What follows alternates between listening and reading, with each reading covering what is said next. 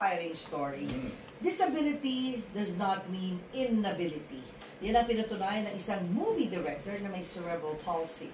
Nakagawa lang naman po siya ng mahigit 200 na pelikula. Hindi lang siya sa pelikula ng Excel dahil isa rin siyang composer at biblical preacher. Amen. Eto pa, no? Nagbabalik din siya sa painting dahil ibibida ang kanyang obra sa isang painting exhibit sa darating na April 7. Atin pong kilalanin ang astig na artist at director na si Direk Ron Sapinoso. Siya rin ang founder ng Indie. Magandang hapon po, Direk. Magandang hapon po, Ma'am Sir. Maraming salamat. Sumakit daw katawan niyo. Salamat sa pagbisita sa amin dito. Sa Julius TV. Po. Paano nyo po nagagawa yan? Parang kayo si Superman Kahit na may pinagdadaanan ho kayo direct, nakagawa pa rin ho kayo 200 films. At nagpe-painting pa kayo ngayon. Paano? Hindi ko po pwedeng ikumpara kayo yung sarili ko kay Superman, kundi kay Batman. Bakit? Si Batman po, meron pong pinagugutan yung pagkamatay ng kanyang magulang. Kaya siya naging Batman. Ako naman po, inapinong bata ako. Siyempre, sabi ko, habang panahon na ba akong happyin, nag-develop ako ng sarili ko. Yung konting talento ko, kasi nang pinayabong ko, nang pinayabong. Sino po ang nangapi sa inyo? Yung mga kalase. Nabuli ho kayo? Nabuli po. At yung pambubuli na yun, ang ginawa niyong lakas, yung experience na yun para magtagumpay. Opo. Salamat ako sa lahat ng nagbubuli sa akin kasi kung hindi din ako pinuli, nasa bahay lang ako. Oo nga. Yun na kanyang driving force to prove, di ba, na hindi niyo dapat ako binubuli dahil meron akong astig ako. Gano'n, di ba? Saan kayo nagsimula, Direk, bago kayo nag-films? Ano po mga unang-unang yung ginawa?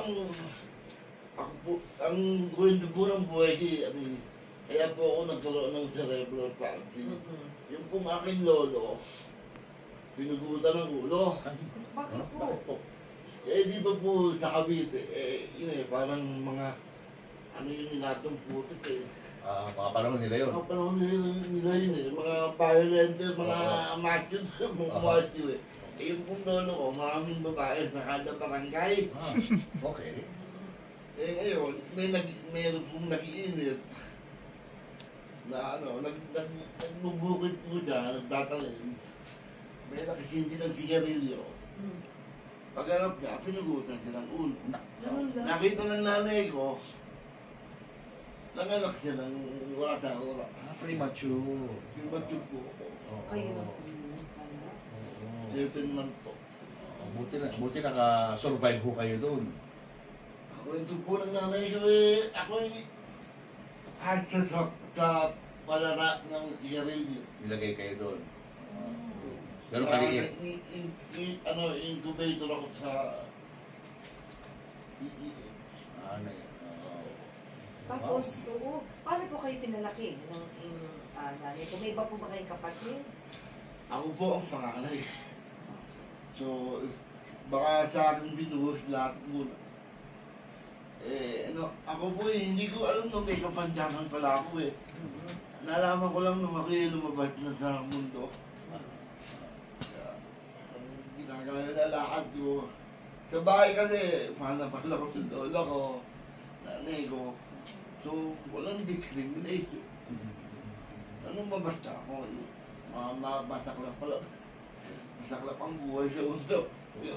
Paano pareho ba yata ka ng Gusto ko naman malaman, paano nyo kinaya yun, Direk? Yun nga po mabigat po yun para sa isang bata na walang ka-idea na may problema siya. Sabi ko nga po, Sir Duties, kung i-describe ko sa maliit na place ang buhay ko, ako po isang mountain climber na ang gamit ko, PC. Okay. Ito kahirap. Di ba yung mountain climber? Ang daming gamit doon Tibay na nylon, saka PC. Manipis lang, matalik. Oo. Galing, ang galing. Mahirap. Ang galing mo na loob nyo, ha? At kinaya nyo harapin Eh, itong mga sa tulong po pagsubok. ng Diyos siguro. Kasi Ah, parang ang Diyos wag meron po akong kilala na hindi ko naman siya barkada. Ganito rin po siya. Pero ang nangyari sa akin, inom lang inom, na-depress. droga. Eh, ang Diyos parang, Peter, dito ka. Yun, parang gano'n. Ginight ho kayo ni Lord. Sa kanya kayo humugot ng lakas. Buta talaga yun. Kasi, sabi ko sa mga, minsan kasi po, ako yung meron ako speech sa, anong bayan yun? Nag-speech siya sa... learn to smile with a smile.